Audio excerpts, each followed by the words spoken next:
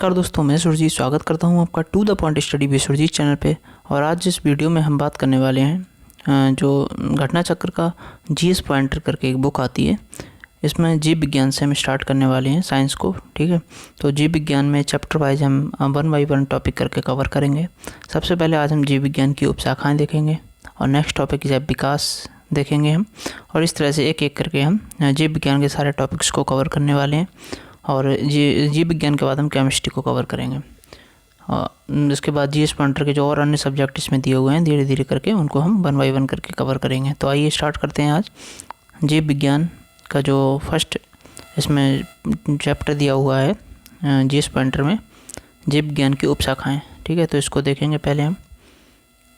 तो इसमें दिया है कि जंतु विज्ञान, जिसे हम जूलॉजी कहते हैं, इसका अध्ययन करता है। किस किस का ये अध्ययन किया जाता है जंतु विज्ञान में? तो जीवित व मृत जानवरों दोनों का अध्ययन इसमें किया जाता है जंतु विज्ञान में। ठीक है, और ये सही सुमेलन कुछ दिए हुए हैं।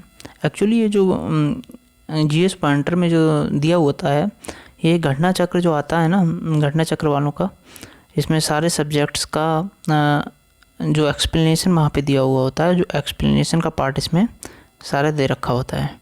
तो एक हिसाब से समराइज़ करके घटना चक्र ही इसमें दिया हुआ होता है जीएस पॉइंटर में। ठीक है, तो एकदम टू द पॉइंट इसमें फैक्ट दिया हुआ होता है, जो कि हमारे सारे एग्जाम्स के लिए बहुत ही महत्वपूर्ण होता है।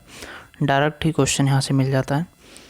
तो हमने यहाँ पहला देखा कि जंतु विज्ञान क्या है। तो जीवित व मृत जानवर दोनों का अध्ययन जो कहलाता है वो जूलॉजी या जंतु विज्ञान कहलाता है। ठीक है, और नेक्स्ट देखेंगे कि सही सुमेलन ये दिया हुआ है, मार्क करा हुआ है। तो पक्षियों का जो अध्ययन होता है उसको कहते हैं ऑर्निथोलॉजी। क्या? और ऑर्निथोलॉजी इसको कहते हैं। और जो वंशागति होता है इसको कहते हैं जेनेटिक्स। पर्यावरण को कहते हैं इकोलॉजी, और जीवाश्म को पैलियोबायोलॉजी कहा जाता है। ठीक है, पक्षियों को ऑर्निथोलॉजी, जेनेटिक्स, वंशागति को कहते हैं, पर्यावरण को इकोलॉजी और जीवाश्म को पैलियोबायोलॉजी। और नेक्स्ट देखेंगे जो फूल होते हैं, फूलों के अध्ययन को क्या कहा जाता है? फूलों के अध्ययन को कहते हैं एंथोलॉजी। क्या कहते हैं? फूलों के अध्ययन को एंथोलॉजी। और कीटों के वैज्ञानिक अध्ययन, जो कीटों का अध्ययन किया जाता है, उसको कहते हैं एंटोमोलॉजी। तो थोड़ा ही अंतर है, लॉजी तो अध्ययन के लिए यूज करते ही हैं, जैसे मीन्स किसी भी सब्जेक्ट, अगर किसी भी टॉपिक का हम अध्ययन कर रहे हैं उसके उसमें लॉजी ऐड हो जाता है।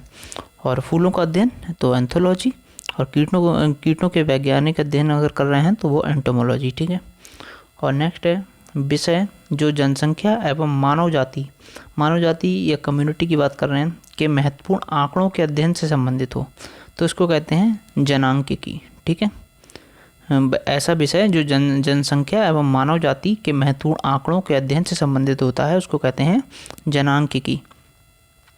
और नेक्स्ट है विभिन्न संस्कृतियों के वैज्ञानिक विवरण के तुलनात्मक अध्ययन को, जो भी कल्चर्स रहते हैं उनके वैज्ञानिक विवरण के तुलनात्मक अध्ययन को क्या कहा जाता है? इथोनोलॉजी। नेक्स्ट है जैविक जगत में होने वाले कार्य, गुण व पद्धति के अध्ययन के इस ज्ञान को मशीनी जगत में उपयोग करने को क्या कहते हैं? तो ये कहते हैं बायोनिक्स। ठीक है, जैविक जगत में होने वाले कार्य, गुण व पद्धति के अध्ययन के इस ज्ञान को मशीनी जगत में बायोनिक्स कहते हैं।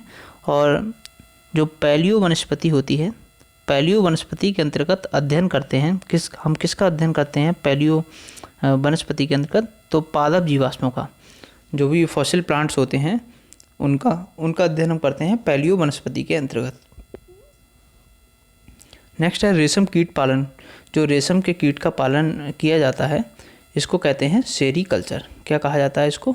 सेरीकल्चर। ठीक है, और मधुमक्खी का उपयोग किया जाता है, मधुमक्खी पालन एपीकल्चर कहा जाता है इसको, मधुमक्खी पालन को, और रेशम कीट के पालन को कहा जाता है सेरीकल्चर।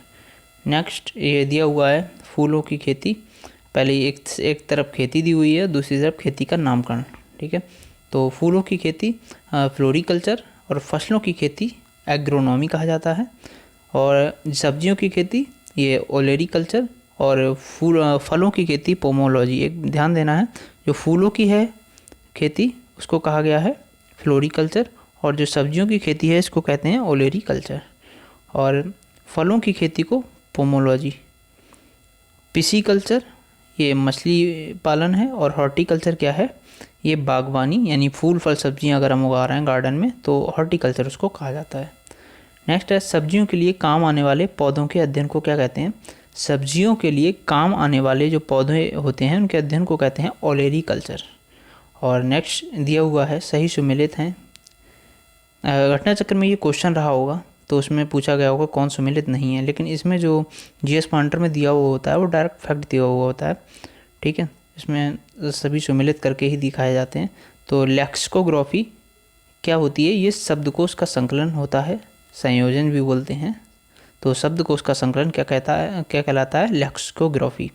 और फिलोलॉजी ये भाषा की संरचना एवं विकास तथा इतिहास का अध्ययन, इसको कहा जाता है फिलोलॉजी। और आइकोनोग्राफी क्या है, ये आइकॉन समझते हैं ना कि एक इंडिकेशन टाइप, तो प्रतिमाओं और चित्रकला का अध्ययन, ठीक है। तो आइकोनोग्राफी कहते हैं इसे। और विटीकल्चर जो होता है, विटीकल्चर ये अंगूर के अध्ययन से संबंधित होता है, अंगूर की खेती का अध्ययन विटीकल्चर कहलाता है। और जो कीट संवर्धन होता है वो क्या है, कीटों की वृद्धि करने का विज्ञान। वर्ड से ही समझ आ रहा होगा कि कीट का संवर्धन हो रहा है, तो ऐसा विज्ञान जो कीटों की वृद्धि से संबंधित हो उसे कीट संवर्धन कहेंगे।